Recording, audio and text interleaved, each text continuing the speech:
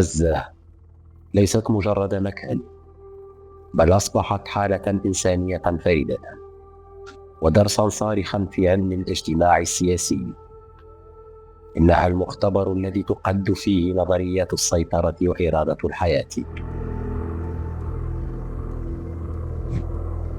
في نوفمبر من العام 25 و2000 دخل واقع غزة مرحلة جديدة مع قرار مجلس الأمن الدولي رقم 8300 و2000 الذي يعد نموذجا متقدما للحوكمة الدولية القسرية.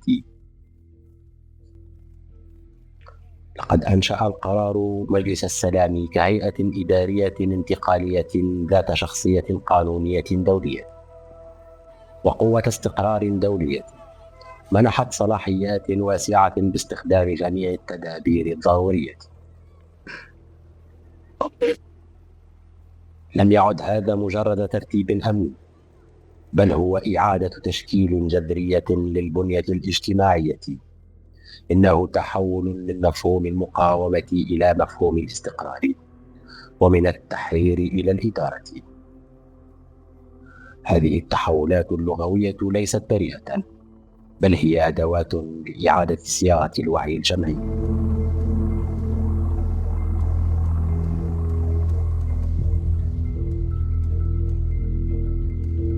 يحلل علم الاجتماع هذه الآلية تحت مفهوم بناء الواقع عبر الخطاب. اللغة هنا ليست مجرد أداة تواصل، بل هي أداة فاعلة في تشكيل العالم الاجتماعي. حين تستبدل كلمة تحرير باستقرار وسيادة بإدارة انتقالية، فإننا نشهد عملية إعادة تعريف جذرية للصراع والهوية المجتمعي.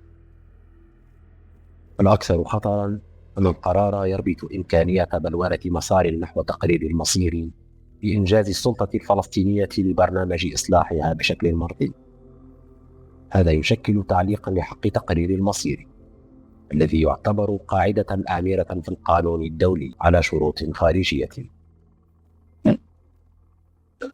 من منظور سوسيولوجي تخلق هذه الآلية عدة تناقضات هيكلية.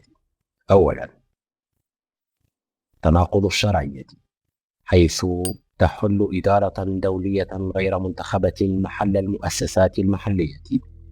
ثانيا، تناقض السيادة، المجلس يتمتع بشخصية قانونية دولية، بينما يعلق حق الشعب الفلسطيني في تقرير مصيره. ثالثا، تناقض المساءلة، فالحصانات الممنوحة لأفراد القوة الدولية تعرقل آليات المحاسبة القانونية. يكشف تحليل الخطاب أن هذه الآليات تخلق ما يسمى بالواقع المؤقت الدائم، حيث تتحول الترتيبات الانتقالية إلى حالة دائمة من خلال تعليقها على شروط غير محددة زمنيا. في هذا السياق يصبح الانشغال بالبقاء كما وصفه سكان غزة ليس مجرد رد فعل على الحرب، بل هو آلية تكيف مع بنية سيطرة جديدة.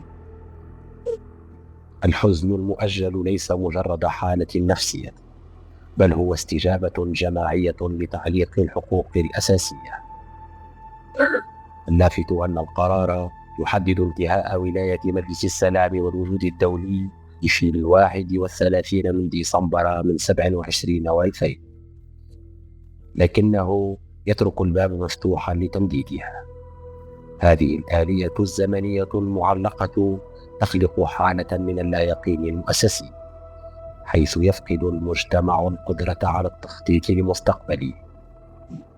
ختاما، تشكل غزة نموذجا سوسيولوجيا فريدا، مجتمع يتحول من حالة المقاومة إلى حالة الإدارة الدولية، ومن السيادة المؤجلة إلى الحوكمة المفروضة. هذه التحولات لا تعيد تشكيل الجغرافيا فحسب، بل تعيد تشكيل الوعي والهوية والذاكرة الجمعية.